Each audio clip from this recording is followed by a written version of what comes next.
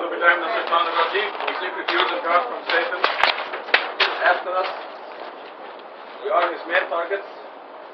Doesn't care about the people who are out there drinking and gambling, disobeying God. Doesn't care about it. Doesn't bother them. But he's after us. God tells us so in the Quran. He said, I will set on the straight path, the right path. We seek refuge in God from him. In the name of God, most gracious, most merciful. Our teacher tonight is Dr. Sabahi and his assistants are Dan, Ali, and Amir. No way.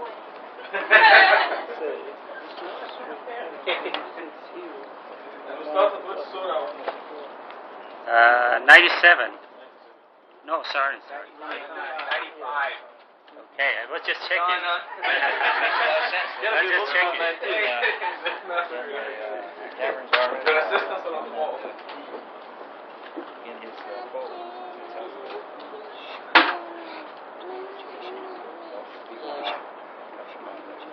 Very.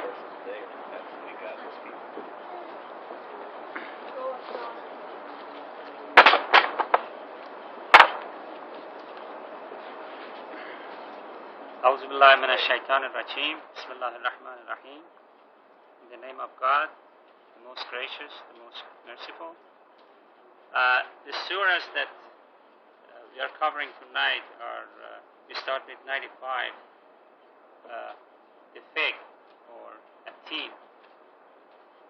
It is consisted of 8 ayahs overall, and one of the short surahs of the latest parts of the Quran. When I was looking at this surah and the previous surahs that we covered, I realized that there are quite a few surahs that God starts with a different thing that He's swearing by them. And I tried to see what are those, and thus far they have covered up to Surah 93, which was the forenoon, which is the ones that God starts with by the forenoon and then by the night. And then I went back and tried to see what other surahs God has done this. At least the ones that I came up with, there were 12 surahs that God starts with a swear to different things. And I tried to see whether there is any relationship or why is God doing this and what is He trying to tell us. There were some of them that one starts with the sun, the moon, with the bright star, the sky, the earth, galaxies, all the things that we see around us in the sky and around us. And then there are others that God uses the changes that we see during the every 24 hours, like the dawn, the forenoon, the day, the night, the afternoon, and the dusk. And we have Surah 100 that is the runners, which is a subject by itself. And we have a Surah, the town, and we have in Surah 91 we have the soul. It's something that we don't see. The things that we had up to this point, these are the things that we see, and God is swearing by them. But by the soul, or even an odd, and promise day, and witness, these are the things that I found by a quick review of the latest parts of the surahs of the since Surah 81. And if you look at those surahs, the only surah that God has given a plant's name and also starts with swearing by the fig and the olive, is this the only surah that we have. So there should be something significant, I guess, about these two plants that God is swearing to. And overall, what I understand from this is that God is telling us to look around and look at what is going on around us and try to see what are the changes and try to understand, try to use our intelligence, try to see and try to understand what is going on and see the signs that are all over the place. So with that, I go back to Surah 95. In the name of God, most gracious, most merciful. By the fig and the olive, by the Mount Sinai and his honored town, and this honored town, sorry. We created man in the best design. In the new copy that we have, ayah 5 is missing, so I took it off the old copy. So we created man in the best design, then we reverted him to lowliest of the lowly. Except those who believe and lead a righteous life, they receive a reward that is well deserved. Why do you still reject the faith? Is God not the most wise and all the wise ones? So we go back to first, by the fig and the olive. There's a footnote here that is saying that fig, olive, Sinai, and Mecca may symbolize the prophets, Adam, Jesus, Moses, Abraham, and Muhammad, which, since there is not more in the footnote, I guess Reşat Halife is the one who can explain what he means by that. I don't. From the town, I know it relates to Muhammad, Ibrahim, and Mount Sinai it relates to Moses. But fig and olive, how that relates to Adam and Jesus, then he can explain to us what does it mean. Well, amazingly, it is universal. The fig leaf, or the fig tree, reminds us of Adam and Eve in paradise when they covered themselves in the leaves of paradise or whatever. But universally, this seems to be related to Adam and Eve. Fig. The olive, Mount Olive, Jesus, is a connection. And Mount Sinai, Moses, Mecca, Abraham. So this represents the one and the same message that came to us through different messages from Adam to Muhammad, from the fig to Mecca. Okay, so after the first 3 verses, God says, we created man in the best design. What is the meaning of that is something that we can think of. What is the best design? What is the best design that God does? Because man is different from the rest of the creatures. The only difference is that he has the brain and he can think and he make the decision. And God has given us that design, and then we have decided to make a decision. We made a decision and then went along, and then God tells us that He created us in the best design, and then reverted us to the lowliest of the lowly. And then this is one step, the best design. The second step is the lowliest of the lowly. So we start on the high, we go down the lowest, and then there is a chance for those who believe and live a righteous life to receive a reward that is well deserved. So it is upon us.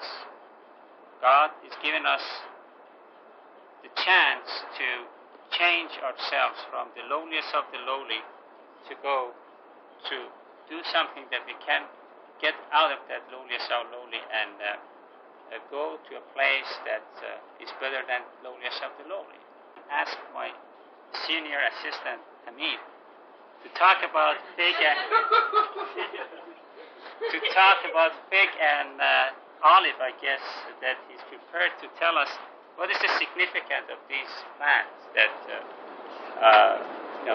some botany work, I guess. Well, I can chat basically.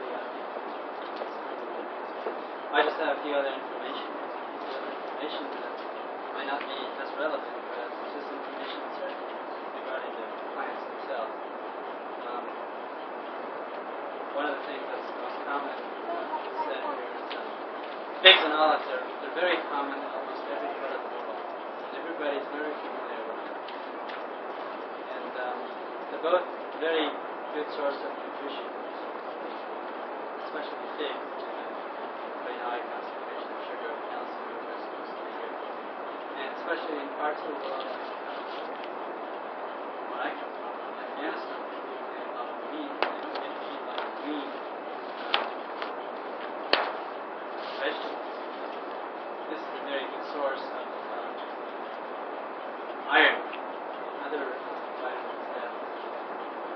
provide a source of, it's really a good source of laxity for the sea.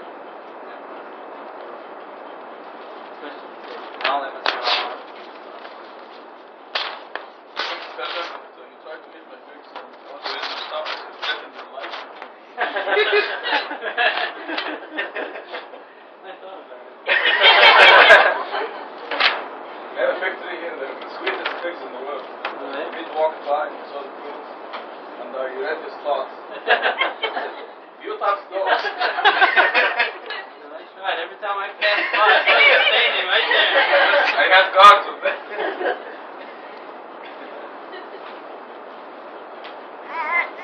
Another thing about the plants, figs are certain figs, mostly figs, they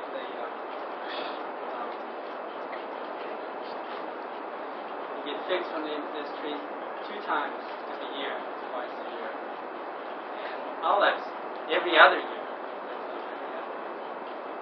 Certain parts they don't even bloom one year. Next year, very protected class.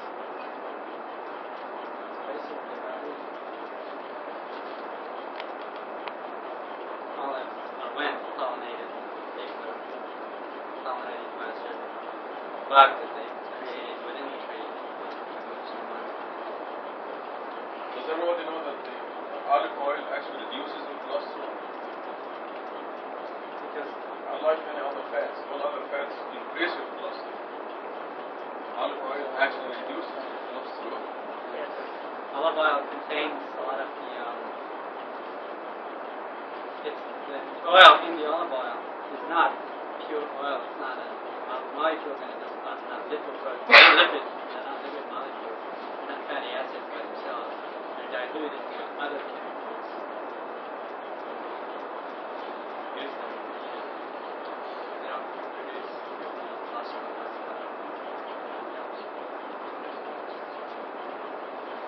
And I have another thing here is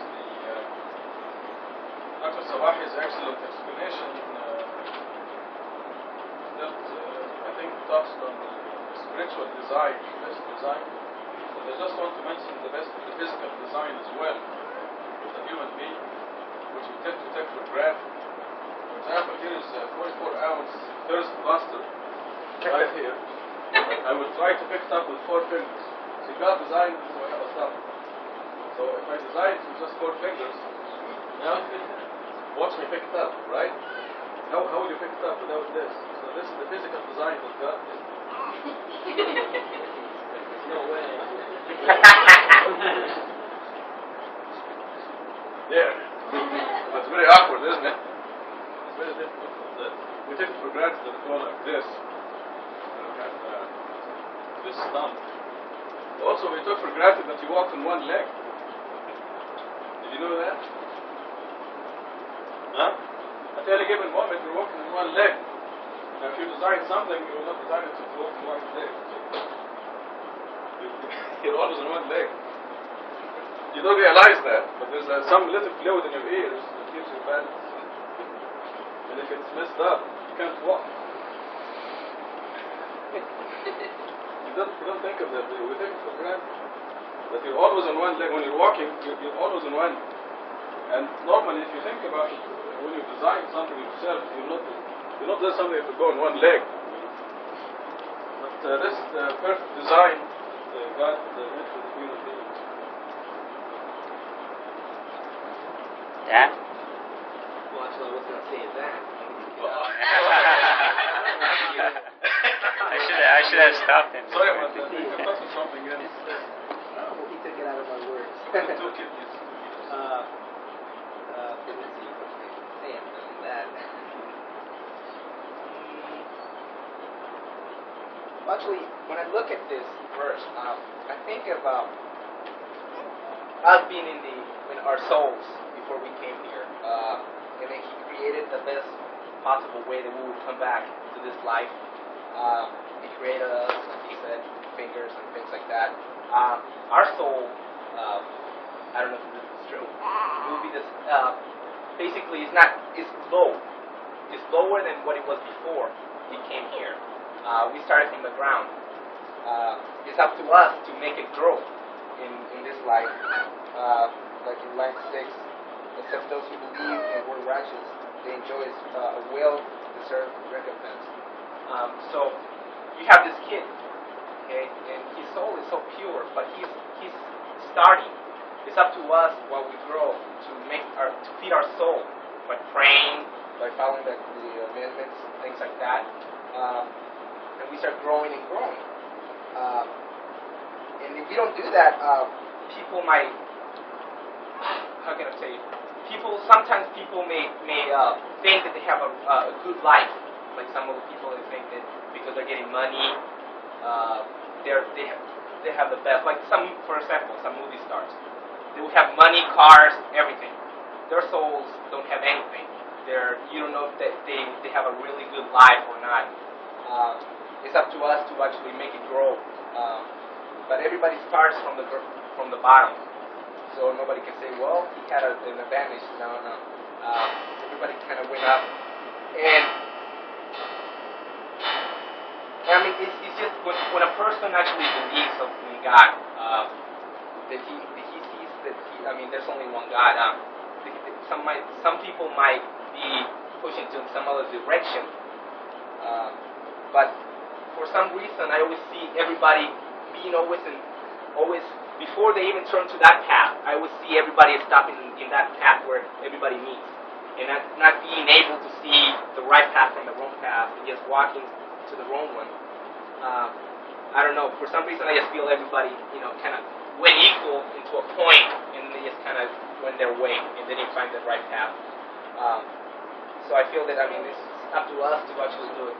So, but I feel that everybody starts from a point that God made it that way, that we wouldn't have some lead, and that's life.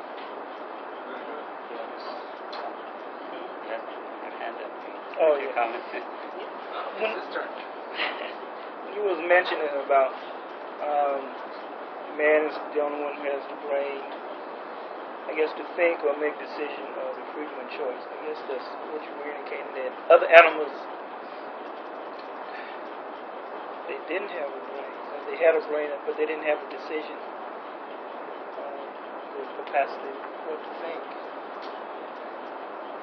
Well, a tree will grow as tall as it possibly can. Like you take a redwood, it will grow as high as it possibly can, knowing that it doesn't realize, the sky, how the sky is, or is it unattainable, is it unreachable. It will grow as tall as it possibly can. And it seems to me that man is the only one who does not develop or try to achieve the reaches of potential.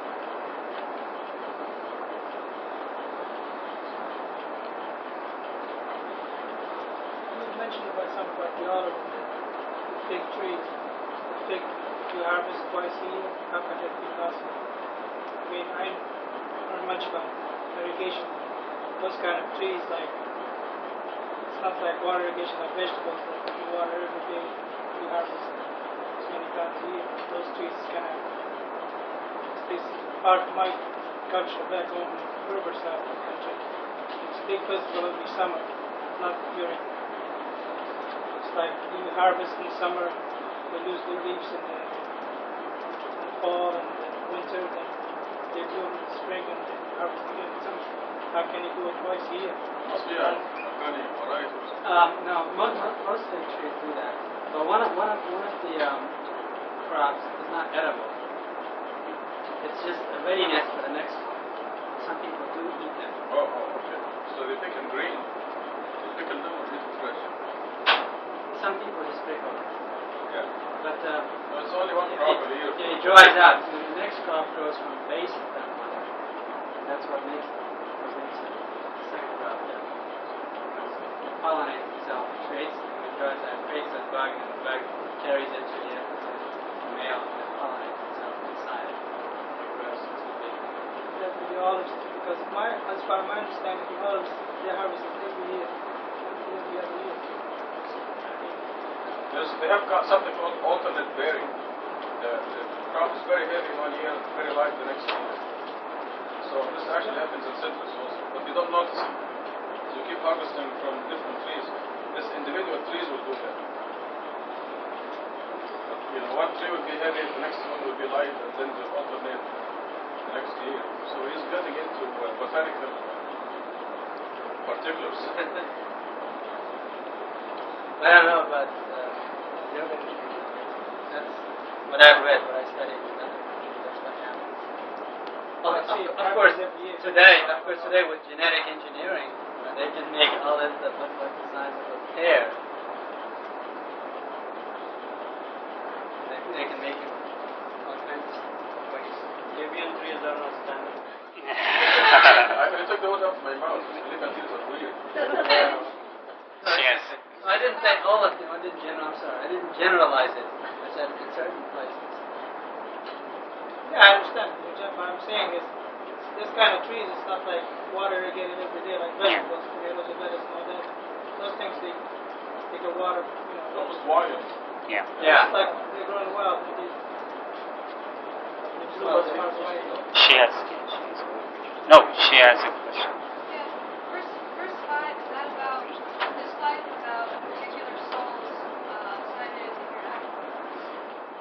From what I understand, it's like chemists like to put things in steps. There are 3 steps. You were first created the best design, which I looked through my notes, and I think there's another chapter that chapter 87. God mentions that glorify the name of your Lord the Most High. He creates and shapes, He designs and guides. So He says that He designed us the best design. So we're something like the angels. We were the best, like the rest of the creation, among the best. And then, based on what Reşat has quite frequently discussed, that we made the decision to give it a try, go with Satan and give it a try, and made that decision. So we went to the second step, which is the lowliest. We came down, we left that high level of life, and then came down to see what it's like here, and then see whether we can fight with Satan and succeed and go back to try to reach to the high level again. And I think the third step is when you try to change, to get away from Satan, to lead to the right path and succeed in getting back to the high life, to get to the heaven. This is the way I see it. 2 questions. In Surah 4, there's no reference to Mary eating a fig, eating some fruit that's only like specific days. That's what brought that to mind in terms of the time in which Jesus could have been born. Secondly, what is the meaning of we in verses 4 and 5? Where it says, we created man in the best design. It says, then we reverted him. Does the we imply participation of angels, other forces, in creation of man in the best design, and Satan's involvement in his going to the lowest above? Sabahi just explained very well, but also regarding lowliness of the lowly, applies also to this life as far as the disbelievers are concerned.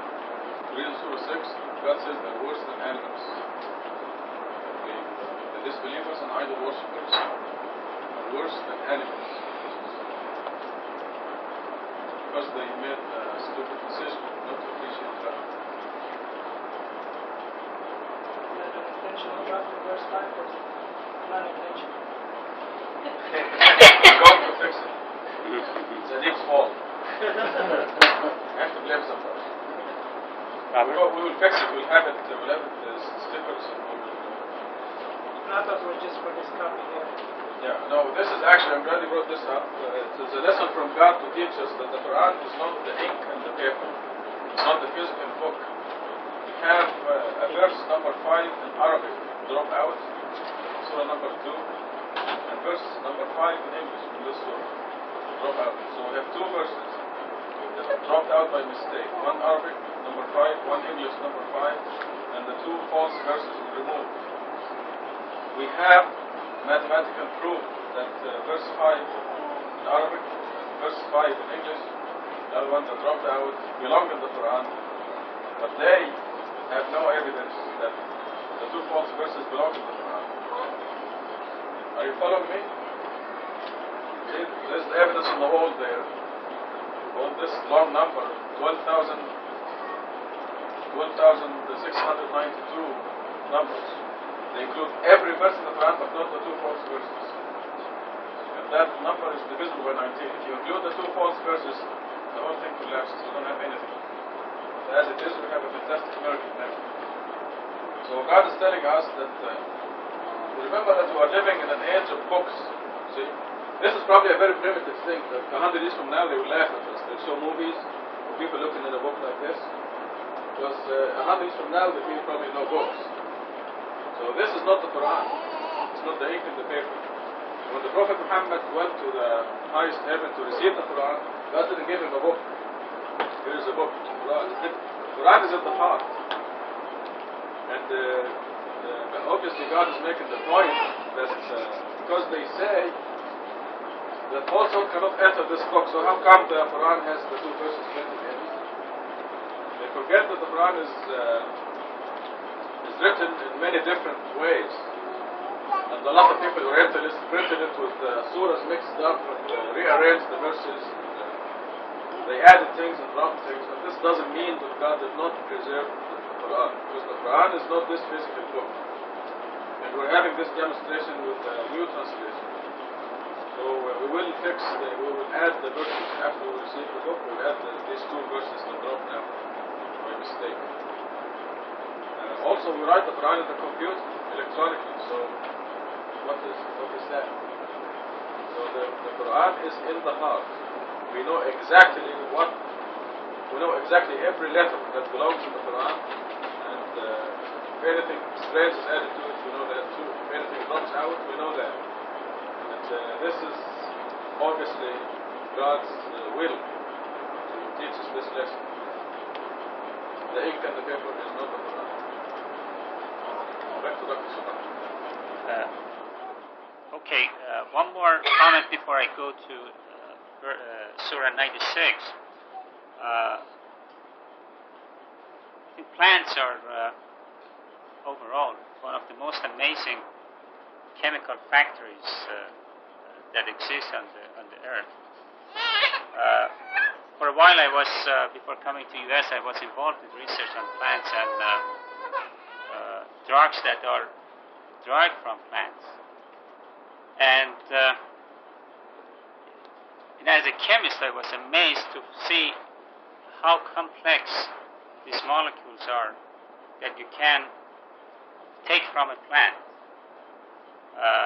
As an example that I can tell you now is that the most effective cancer research, or the most effective compounds or agents, if you call them, against cancer thus far are the ones who have origins from plant materials.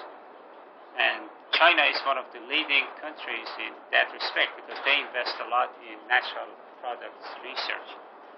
And recently there was a symposium. So what happens is that the plants, as time goes by, they synthesize these things. And if you don't need too much chemistry to understand that the only chemicals available to the plants are carbon dioxide, nitrogen from the ground, and water. So you have carbon, hydrogen, nitrogen, and oxygen. These four basically nature elements, and some phosphorus and other things that come from the ground. And this plant, as you seed it and it grows, it starts to put these things together. And then after a while, you take the chemist, takes the leaves, goes to the lab, and tries to extract these chemicals out of it. And then spends a lot of time, years maybe, to see what is the structure. You started with one nitrogen, one oxygen, one hydrogen, millions of them, small pieces. And then this plant has put this together to a gigantic molecule, all attached together. That, first of all, human beings have a lot of trouble to identify what the structure is, because the definite structure of the compound is something that you need to know as a chemist or as a pharmacist. So after they find the structure of the things, and they know the potency. They try it, say, okay, this is effective against this infection or cancer or whatever. Then they want to make in bulk so that they can introduce it to the market and give it to people. So should they go and kill all the plants? No, the chemists come into play, say, okay, we are going to synthesize it, do the thing that the plant does slowly. It's designed to do it. And so they go in the lab and start it. One of the very great synthetic chemists that was here a few months ago, he said they have been working 5 years. I mean, they have been a group of the top-notch scientists working to synthesize a molecule that has been derived from the plant and has been shown that it has the potency against cancer, very active compound. So it took them at least 5 years, and they had only one step to do, and that is the difference was the molecule that they were synthesizing was like the right glove of your hand that you can't put on your left hand. There's a difference. There's no way you can superimpose your right and left hand, or to better understand, you cannot put a right glove on your left hand. Have you ever realized this? That is a concept, chemists call it chirality, and that's one of the most amazing things in the creation. And this is in all the molecules. In one molecule, which is the right-handed molecule, may be very effective. The left-handed has no potency, no effect at all. And the only difference is that if you look, these are the mirror. If you put the mirror here, this is going to be exactly this hand. This we call it the mirror image of the other. These molecules are mirror images of itself. But one of them has, like cocaine, has that property. If you take the same, exactly the same number of carbon, hydrogen, whatever, but the only difference is that the right glove is not the left glove. It doesn't have the same. If you take a kilo of it, you don't get high. And so I think when I read that plants are such an amazing creatures and do things that you take for granted. You don't realize what it is. And it is another sign, another one of those signs. There is a reason that God is swearing by the plant, the fig, and the olive that obviously have significance, as Dr. Halife mentioned it, and also from a chemist's point of view. So by that I go back, start Surah 96. Bismillah ar-Rahman ar-Rahim. You have a question? No. Okay. No, I was just add what you were saying, that God created man, he's intelligent enough to understand that you can eat the fig off the tree, or you can dry it out and you can eat it later on. The olive, you cannot eat it off the tree, can you? You have to treat it with salt or other chemicals to make it, unless you're in Libya, usually. Usually people treat it with other things. Like the dry raisins, dates, grapes, you get raisins, same thing with olives. You can dry them out, and they could just like raisins. Eat it that way, without putting salt and anything. I tried eating some olives without putting salt. Fresh meat from the tea, it's good. Well, actually, you have excellent varieties in Libya, olives. Yeah. They don't have in Afghanistan. Libya. We have fantastic varieties of olives in Libya, Egypt, and North Africa. Spain. Spain is the best olive. Hey, Robert, you want to say something? Say the one. I remember asking you a question earlier about, if God knew that human beings were going to, the majority of human beings were going to go to hell, then why did he follow through with creation? Because obviously he knew that the majority would go to hell before he ever created. And does that refer, and then you said, well, human beings are kind of like the criminals in our society. The human race was the one creature that was the bad egg, kind of like. So does that refer to the lowest of low in verse 5? That's the best. That's applicable too. Yes. That. Well, you see, God gave us the chance, but when we blow that chance, then we really bad. See, one of the reasons for creating this world is the creatures who end up in hell will not say, you didn't give us another chance, or you didn't tell us how bad hell is, and all these things. So all their excuses are being nullified now here. So the creature was given a second chance. stupid, you know, if he doesn't take advantage of it. If you give somebody a key to a treasure, and he or she throws it away, and then you give him or her another chance. Give him the key again and say, there's a treasure in this box. Don't throw the key away. Go open the box, and they still throw the key away. That's really stupid. So this is lowliest of the lowly. It's worse than animals. I hope this answers the question. Did I get the question right? Yeah, that answered that question. What's the other question? Well, it's just that the same one. Well, God knew that the human race in general was stupid. You know, that they were going to take that key and throw it away the second time. The majority of them weren't. And then I know that free will it comes in. Like you said, you can't have a robot, but the question is, Why would he put us in here carrying huge people? well, okay, you didn't catch my other part of the answer then. Is to nullify the excuses, so they will not say you didn't give us another chance. No, I caught that part. I just didn't understand that human beings are going to suffer for eternity. And him, God knowing this is going to happen, why was it? He knew. Why was it created? He knew, but you didn't. Yeah, but you see, if we didn't have this second chance, and we were thrown in hell, we would say, you didn't give us another chance. Now with the creation of this world, we cannot say this anymore. Because now we know. No, it's still. I think what Mark is trying to say is, if he knew this is going to all happen, why bother creating? Yeah, exactly. Because he knew that, but we didn't know that. No, but that's the point. Why God is all merciful? He's all merciful. That's why he's giving us. So it's the second chance. I understand that, but God knew that we were going to need the second chance in the first place. You understand what I'm saying? God knew that we were going to go wrong. So why would No. There's so many millions of us were saved. All the people who died before 40. Yeah. All the people who there's still millions of us. So for these relative few, it was worth it to create all this universe and go through all this place. Okay. That answers it. Yeah. So there's still. I mean, think of all you and I. Hopefully, will make it to heaven. And think of all the millions who died before 40. They would have been in hell. But as it is, because of the creation of this universe, they are going to heaven instead. So God's mercy is saving all these millions of people.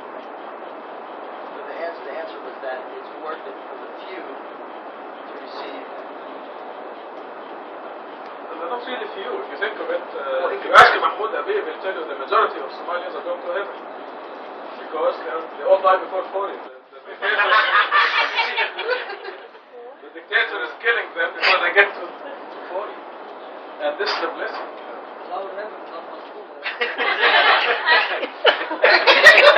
Right. Yes.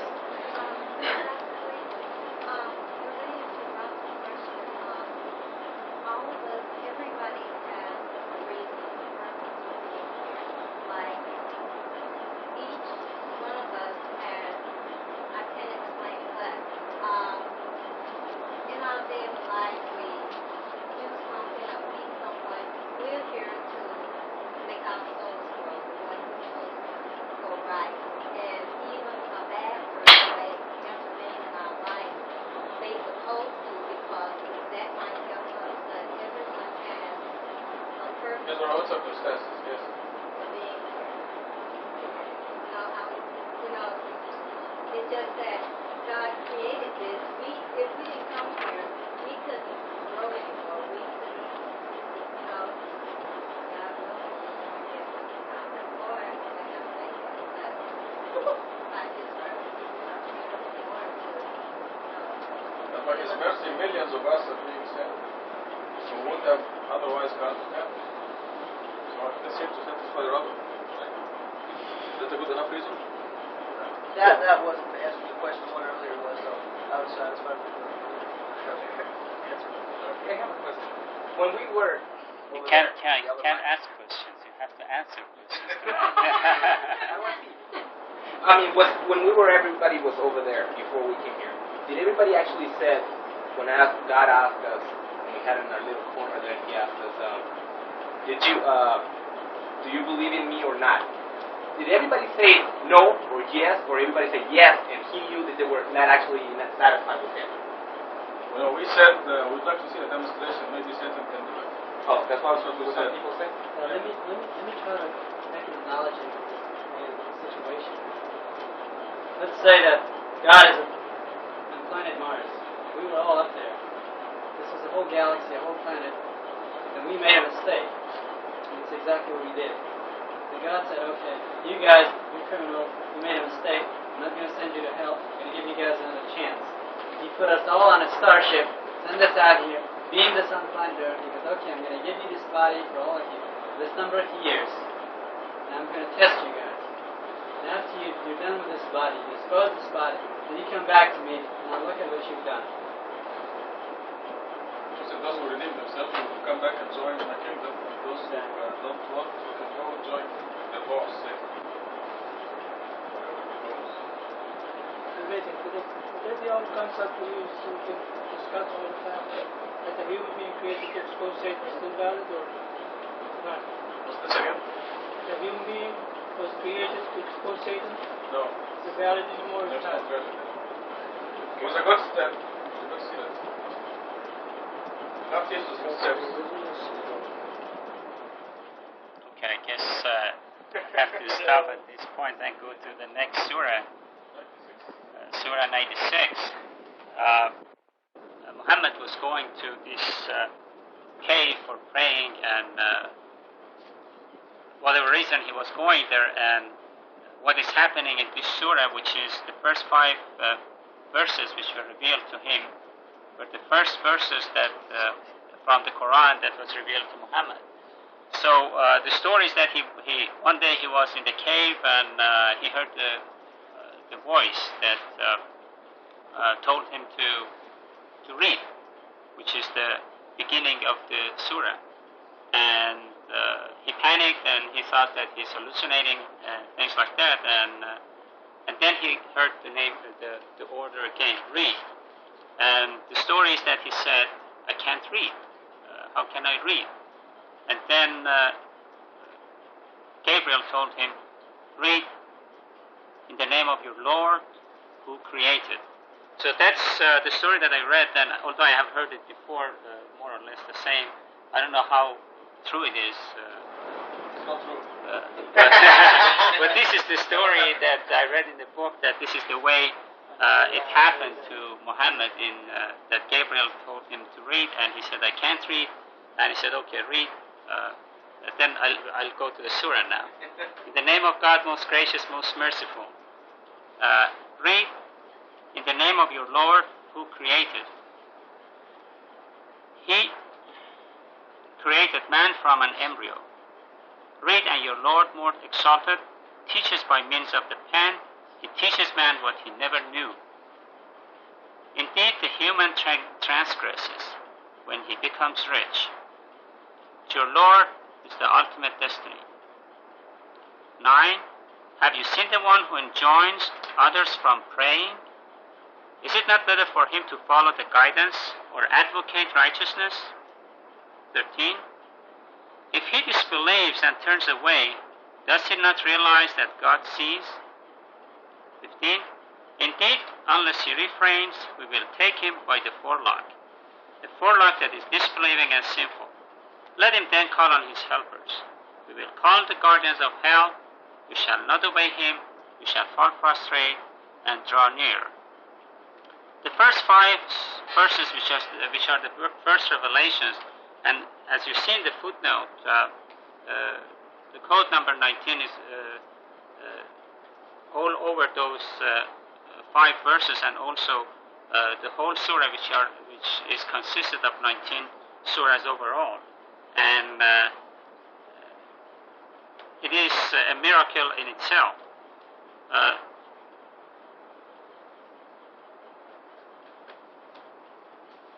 God tells Muhammad, read in the name of your Lord who created. He created man from an embryo. Whatever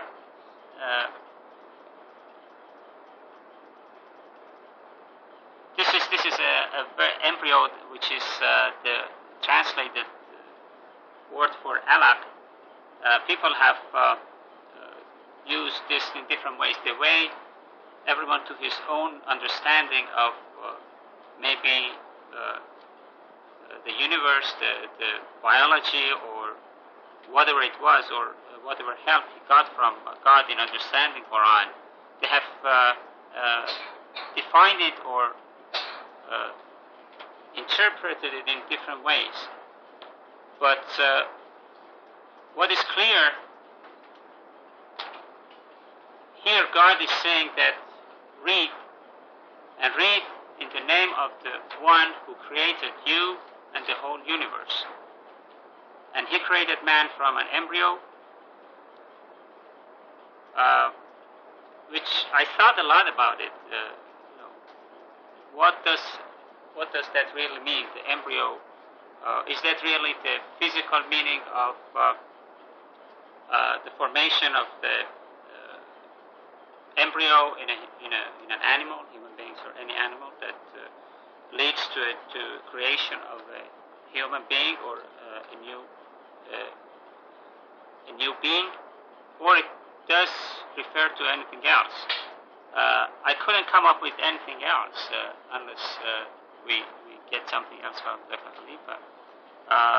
He's referring to Muhammad and us. If we limit this surah to the time, that's one problem that exists, is that since this was revealed to Muhammad, everyone tries to interpret the surah to exactly the same time and what God meant at the time. But since this is the book which is for all times, then at any time of history, that I think people can understand it in different ways. And if you stick with the facts that you knew 13 or 1400 years ago, or you didn't know a lot of things as science moved on, then you get yourself into trouble. But what it means is that God created a man from nothing, something that he knows how he does it, and from nothing that was nobody else can do the same thing that God is doing. And then in verses 3 to 5 is telling us and first Muhammad that read is teaching. God is teaching you by the means of the pen, and he teaches man what he never knew. I think if from these surahs up to this point, I came to the understanding that if we as Muslims have read Quran and thought about it a little bit more carefully, I think we should have been the leaders in science in the whole world, because there are so many facts, and God is giving us the light. Say, okay, look at the sky, look at the sun, look at the stars. One day sit outside and see how the whole thing changes, and think. But we kept saying that the world is flat. And then he tells us about the plants. He tells us about how beings are created, and he tells us that he's creating man from an embryo. So we took it as, okay, this is God said so don't worry about it.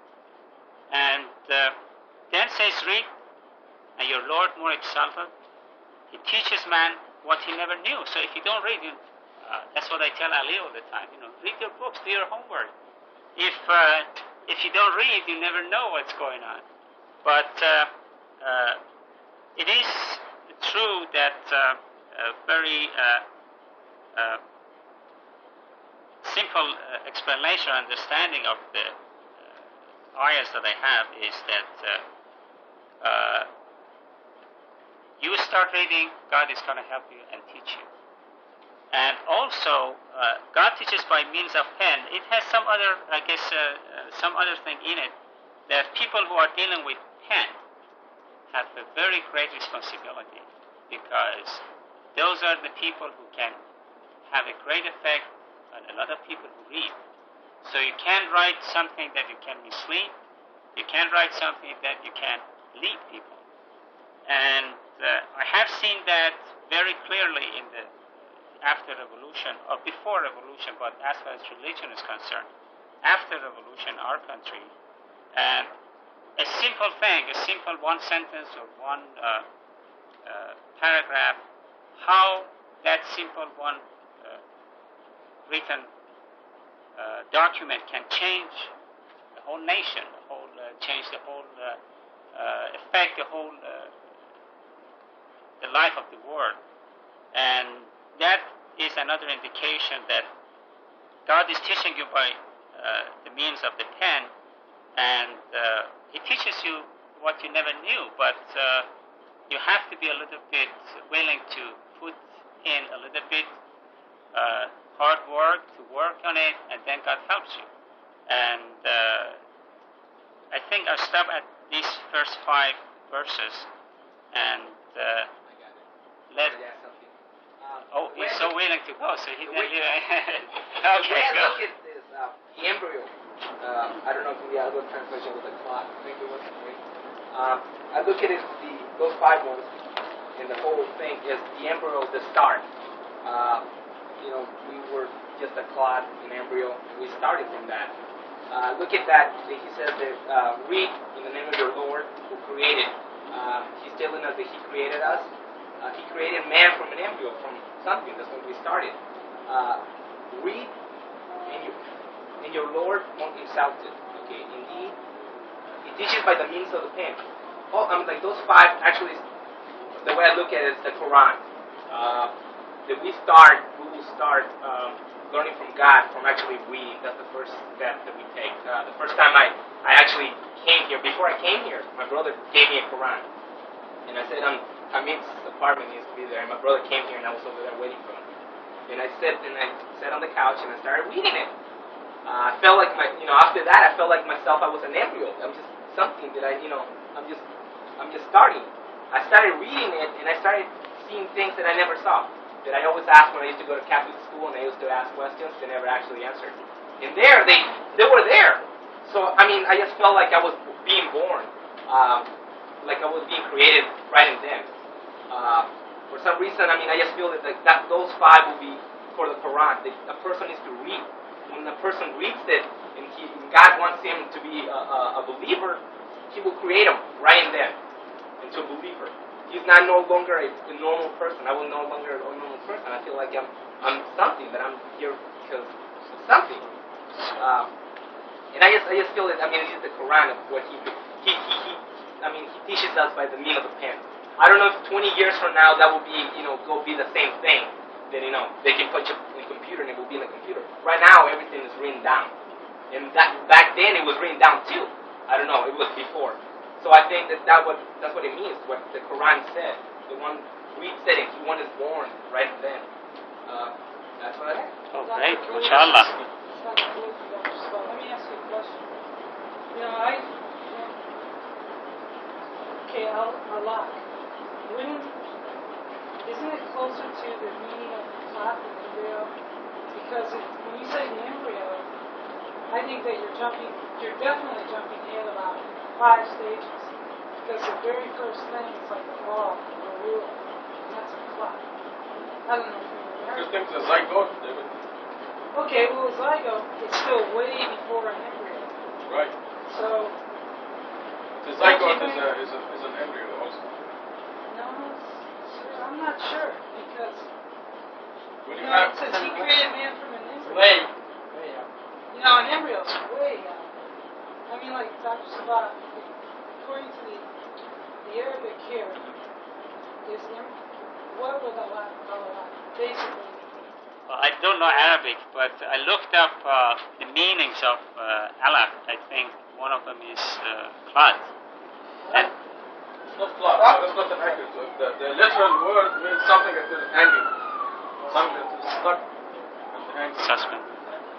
The clock though is more of a definitive term, like what it basically comes from, an embryo. Now, He didn't create man from an embryo. He created man from a cloud, a zygote.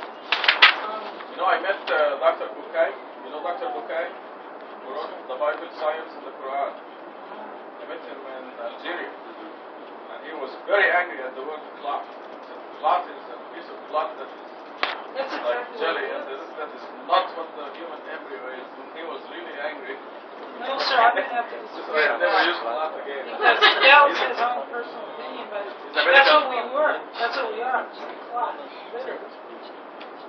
Yeah. No. The word literally means something that is hanging. Right. Like this is trophoblast when it clings to the wall. It's a Right. clot. It's just a blob of cells. Right, you said cells, but it's not a clot. It's a very active, very living group of cells that is dividing very fast. Does Clot is not even dead blood cells. does Alak means leech too? Right, yes. That's Something what. that- That's something that exactly. hangs. We are a what's the word? A parasite. Yeah. Mother woman when we first start off. Yeah, I read in a Farsi translation or a little bit interpretation that says maybe this is because leech and sperm are somehow similar in shape. This may be something that God is saying that He created man from the whatever is. But what happens is when the zygote and everything attaches to the wall, it literally buries itself into the uterus, and it literally sucks blood out, just like a leech. So I don't think that the That word is embryo yeah. is right. I don't know. I just want, Yeah, You know what I'm that's- saying? yeah. Okay. David, technically an embryo is immediately after fertilization of the ovum. You have an embryo, technically. I'll bring a book by myself. I know, that's what the zygote, embryo, fetus, but all these are all embryos, technically. Okay. The definition of an embryo is fertilized ovum. That's correct? You're a medical background. Zygote. Yeah, zygote is an embryo. Yeah. Anyway, I Wow, thought that's embryo would be zygote. a safe translation because it covers a wide range. From Yeah, the zygote to the fetus. It does cover it. Might please that one guy. It might be word clot or plasma. No. Clot is not accurate at all. Okay. Lisa, What is a clot, David? Did it comment? What is a clot?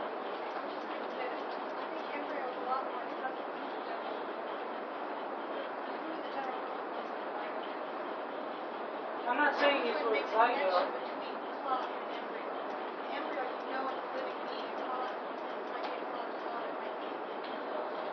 Yeah, Bukai was definitely very angry at the clot. See, I think maybe you're being swayed by his personal opinion, which really can't do it.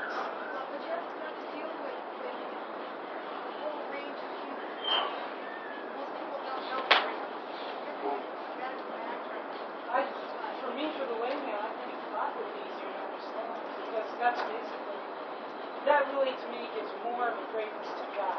It's coming from something that's, it's a clot, it's a leech, it's a lot, or whatever.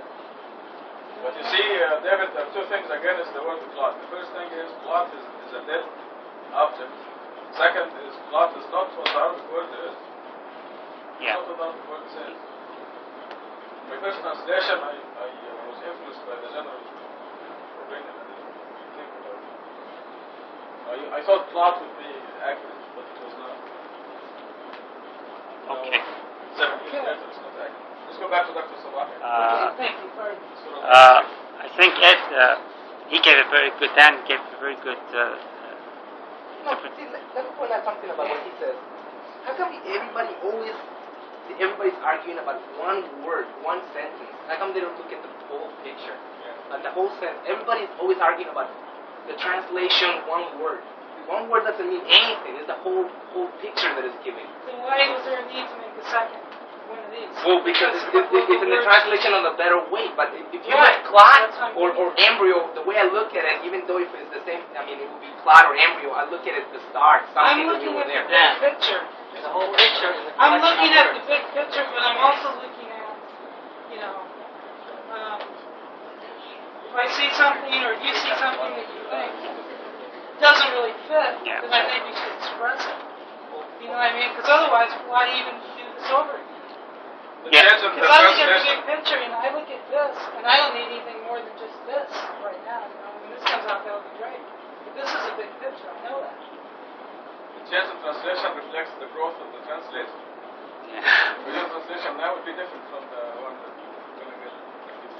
Yeah, going back to comment on what you said, and also in addition to what Dr. Halife is saying, I think that's why Arabic version of the Quran is so valuable, and it's so important that if you can read it, because one part that we miss is the music. I don't know how to say it, the music and the way it is written. Because in Arabic, if you read it, you see that especially these short surahs, the size of the surah, the verses, the way they sound, the music that goes with it, they change. It's so beautiful that you can't, in English it's impossible. And that one word is another thing that makes it translation and things like that very difficult, as Dr. Halife mentioned. It's something that goes to perfection, from these discussions and maybe arguments, you just learn and move on, and maybe later on you find a better word for the thing. But as the Arabic word, it's very difficult to put it in one English word and say the same thing that it is said there. One thing that I wanted to add to Ali, are you volunteering to say something? He begged me not to call his name, but you wanna? No. No. Okay, and another picture that you can get the first 5 verses reading the name of your Lord who created and creation, is that the whole creation is a book. You can look at it as a book. You don't have to be able to read what is written here, like being literate. You can see and read without moving your lips. You can see these things. So God is, that's what makes it so beautiful, that even for people who can't read, if you hear it, and then, or even if you don't hear it, if you are willing enough to look at the things that is God telling you, He's telling you that He created, and He created these things. So the whole creation is a big book, huge book out there that you can go, read it, and understanding. There are a lot of things that you read from science. That's what a lot of scientists do. They don't see a lot of things, but they read it, as you say in English, you read between the lines. I think the creation is something that you can read from between the lines if you are willing to, if you pay attention, if you accept the fact that, one night go out, look at the beautiful sky, if it's not monsoon season, and you can read it, and from a lot of other things that God is saying here. I'm going to move on. Verse 6 and 7, indeed the human transgresses when he becomes rich. Whenever human beings feel that they are rich in anything, not money, only money, you may feel that you're rich in a lot of other things. And then that's the time that you start worshiping yourself or your ego or whatever you have accomplished in the world. And that's the time that you start to transgress. You start to move away from God, forget God, and go to the wrong path. So if God is helping you to get rich, as I said, in any way that you can be rich, and then you have to be very careful, because as has been said repeatedly, that it is not you, it is your work, you are working hard, you are putting a lot of effort into it, but God is helping you to become richer in whatever you're doing. But be careful not to transgress. But God is saying that human beings, this is the nature of them, they just transgress. But He mentions in 8 that your Lord is the ultimate destiny. Don't forget, whatever you get, whatever you accomplish, you have to finally die. You will die, and they put you, depending on when you die, either put you in a coffin or they just put you on the ground and put a lot of dirt on you, and there you are, and you can't take anything with you down there. Then God is again reminding us, have you seen the ones who enjoins others from praying? And this is one of the very interesting 2 verses that comes together, and we see it very easily, that there was a time that back in my country, before revolution, praying was something that if you did was something out of civilization. You were old-fashioned. You believed in something which is not civilized, westernized, and things like that. And so people tend to say, "Why you pray? You know, pray if you wanted to pray, and at least if you wanted to pray publicly." It was something that a lot of people would tell you, would make fun of it. But then after the revolution, it became a course. If you didn't pray, then you were in trouble. There were times that at 12 o'clock they would ring the bell. Everyone's supposed to go to the mosque and pray, which was another problem, you know. Whether you're praying for God or you're praying to show your boss that I'm a good Muslim because it had good effects on your salary or where you go from in the future. But God is asking you, have you seen those? Have you seen the one who enjoins others from praying? Is it not better for him to follow the guidance or advocate righteousness? Which is clearly God is putting in question fashion. If he disbelieves and turns away, does he not realize that God sees? This is one thing that a lot of people don't realize, or they may know it, but they try to look the other way. God again is warning us, giving us some warning and cautioning us. Don't you think that God sees all what you do, and either whatever you do is wrong, He sees it. And then in 15 it comes, God is getting tough. It says, indeed, unless he refrains, we will take him by the forelock that is disbelieving and sinful. Let him then call on his helpers. We'll call the guardians of hell. We shall not obey him, we shall fall prostrate and draw near. So, in these last 5 verses, God is telling us the story of the people who go the wrong path, and God is telling us what he's going to do with those and how they are going to suffer in the future from what they do wrong, and they don't choose the right path, which is the path of righteousness and the path of God. Overall, if you look at these verses, it starts with a lot of people may have or may see it just as very disconnected, but it is very much connected. As you see, it's the whole story of human being, the life, the way he's created, the way he transgresses, the way he becomes stingy, the way he drowns into materialistic things, and then goes away from God's path and becomes astray. And then God is warning us at the end of the surah that don't do this, do whatever is required of you to do, and don't follow the crowd, as has been said frequently, and try to stick with what is right, which is in the book, in Quran, and follow him only. Amin. You have something? I'll add something. When he becomes rich in line 7, to your Lord is the ultimate destiny. Those lines actually remind me what Dr. Khalifa keeps saying.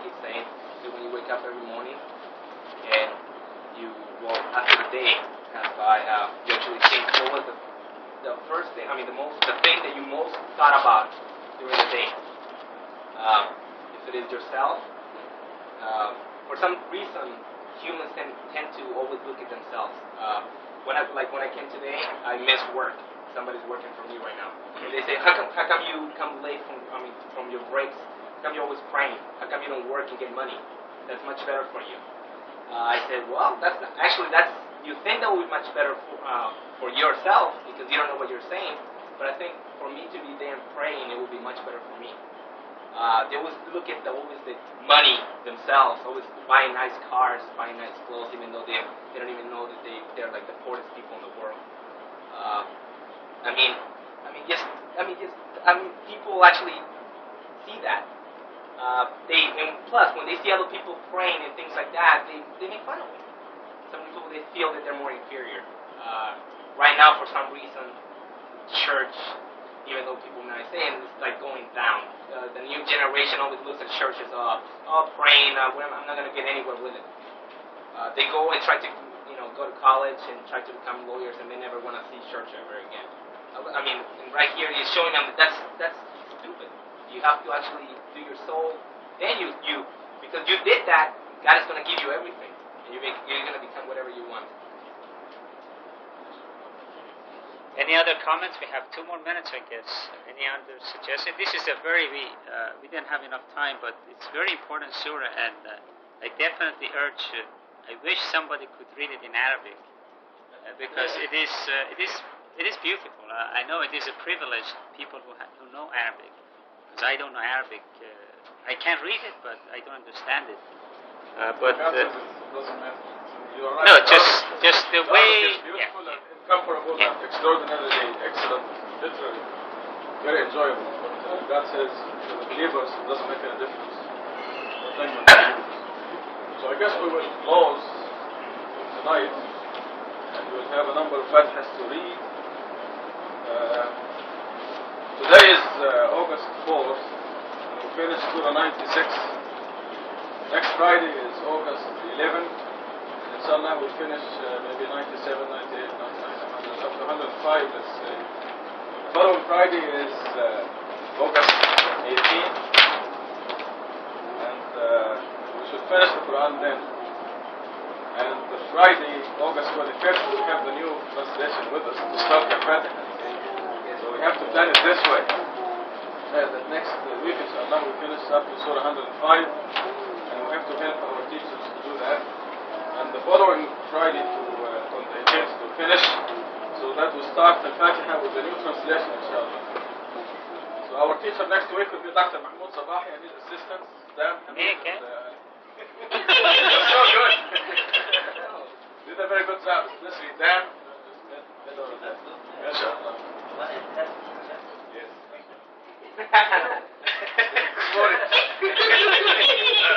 You know, you can tell he's an excellent teacher by the way he presented to you the chemical isomers.